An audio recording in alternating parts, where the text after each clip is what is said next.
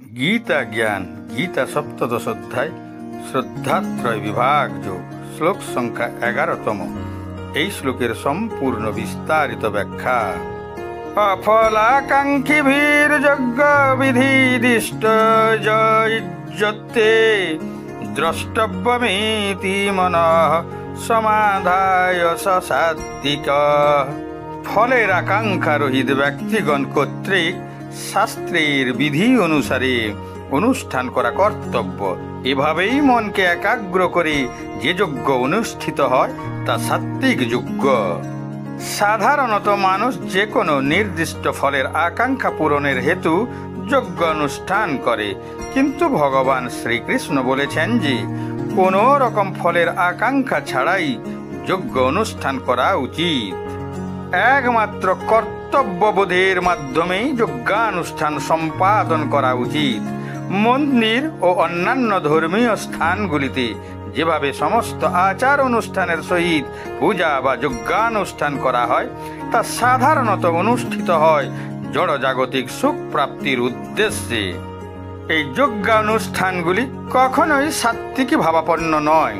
কর্তব্যবোধে আকাঙ্ক্ষা ছাড়াই মানুষকে মন্দিরে বা অন্যান্য ধর্মীয় স্থানে পূজা কিংবা যজ্ঞানুষ্ঠান করাকেই সাত্ত্বিক যজ্ঞ বলা হয়ে থাকে। পরম পুরুষোত্তম ভগবানকে শ্রদ্ধা ভক্তি সহকারে পুষ্পাঞ্জলি নিবেদন ও নৈবেদ্য অর্পণ করে যজ্ঞানুষ্ঠান নিবেদন করা উচিত। কিন্তু যেখানে ভক্তির লেশ মাত্র থাকে না, কেবলমাত্র আকাঙ্ক্ষা পূরণই মূল উদ্দেশ্য, সেখানে ধর্মীয় যজ্ঞের কোনো লাভ নেই। একজন মানুষের স্বভাবের সৌন্দর্য এবং কদর্যতা তার কর্মকাণ্ডের মাধ্যমেই কিভাবে স্পষ্টভাবে ফুটে ওঠে, এই শ্লোকে সেটাই ব্যাখ্যা করা হয়েছে।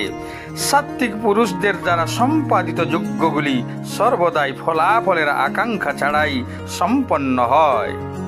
ফলাফল কেবল ভবিষ্যতেই পাওয়া যায়, তাই বর্তমান সময়ে ফলাফলের চিন্তা করা ক্ষমতা নষ্ট করা অবিবেকের লক্ষণ।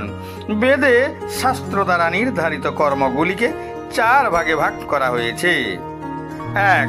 কাম্য কর্ম, অর্থাৎ ব্যক্তিগত লাভের আকাঙ্ক্ষা দ্বারা অনুপ্রাণিত কর্ম। 2. নিষিদ্ধ কর্ম। 3. নিত্য কর্ম এবং 4. নৈমিত্তিক কর্ম, অর্থাৎ এমন কর্ম যা যে কোনোভাবেই করতে হয়। এর মধ্যে প্রথম 2 ধরনের কর্ম পরিত্যাগ করা উচিত এবং অবশিষ্ট কর্মগুলি অনুসরণ করা উচিত। নিত্য ও নৈমিত্তিক কর্মগুলিকে সম্মিলিতভাবে সম্পাদন করাই কর্তব্যমূলক কর্ম। এটি শাস্ত্রসম্মত, কিন্তু তমগুণে প্রভাবিত ব্যক্তিরা শাস্ত্রের আদেশকে সম্পূর্ণরূপে লঙ্ঘন করে। কিন্তু সাত্ত্বিক কর্মশীল ব্যক্তিরা শাস্ত্রের আদেশকে যথাযথ সম্মান করে সেই আদেশ পালন করে, এটাই কর্তব্য কর্ম।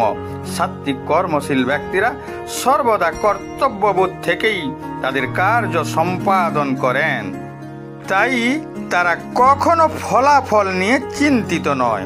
এইভাবে তাদের ক্ষমতাও নষ্ট হয় না, তাই তারা সর্বদাই স্বাভাবিকভাবেই সুখ ও শান্তিতে অবস্থান করে। একজন সাত্ত্বিক মানুষ এই ভেবে খুশি হয় যে সমাজের কল্যাণের জন্য সেও কিছু কার্যকর অনুষ্ঠানে অংশগ্রহণ করতে পারে। কেবল এই ধরনের কর্মকেই সাত্ত্বিক কর্ম বলা হয়।